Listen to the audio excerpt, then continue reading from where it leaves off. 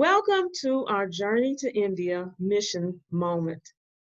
Thank you for joining Pastor Catherine in learning about ways that our church helps to make life better for people who live in India. Today, we will visit the Tibetan Children's Village in the city of Dharamshala. And this children's home provides Tibetan children a place to live because they are no longer have a safe place to live in the country of Tibet.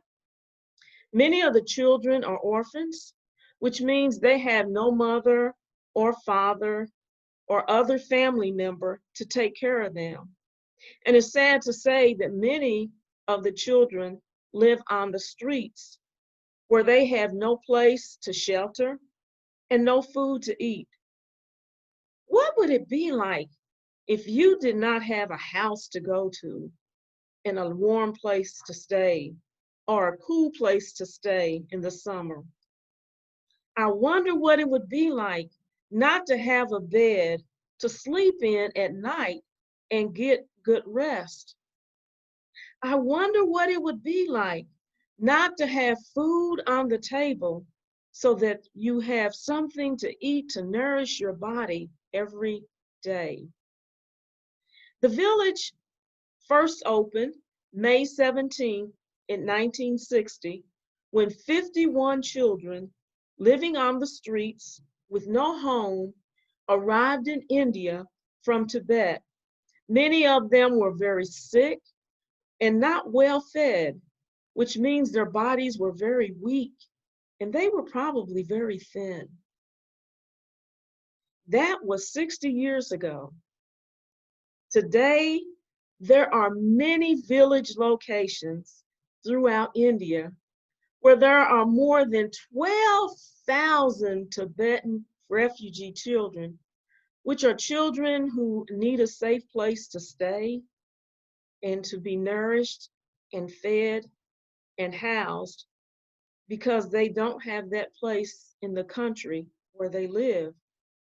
Not only do they have a safe place to live when they come to the Tibetan Children's Village, but they are able to go to school to learn technical skills, dairy farming, which is taking care of the milk cows, where they produce cheese and milk, cheese and butter, and other items to go on the food table, or learn a handicraft, which is to learn how to make things that they will be able to take to market and sell, and at some time earn a living.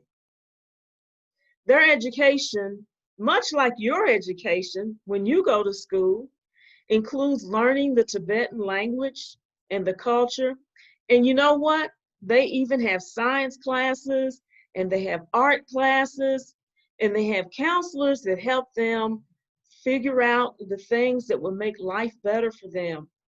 And they also learn computer technology, so they are able to do the same kinds of things on their computers that you have learned to do on your computer. As we continue to study about India, I am going to ask you to say a prayer this week for the children at the Tibetan Children's Village and ask God to keep them safe and to protect them. I have with me this evening some pictures of children. Can you imagine, even in India, it snows and the children are able to have fun playing in the snow at the village? These children have gathered in one of their workspaces where they are learning to do various things. And know that the children that stay at the village are of all ages.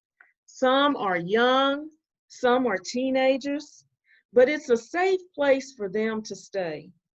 And as we think about the children who live at Tibetan Children's Village, we also need to think about a scripture passage in Matthew 19:14, when it says, Jesus said, "Let the little children come to me, and do not stop them, For it is to such as these that the kingdom of heaven belongs. So even Jesus had a special place for children in his heart and at his feet. And so we must continue to think about how our church partners with people in other countries to ensure that they have safe places to live, they have food on the table, they have beds to rest at night. So I ask you again this week, keep the children of the Tibetan Children's Village in your prayers and ask God to walk with them and bless them each day. Thank you for joining me in this mission moment, and I hope to see you next week and bring you insights on other projects of how we help or how the church helps people in the country of India.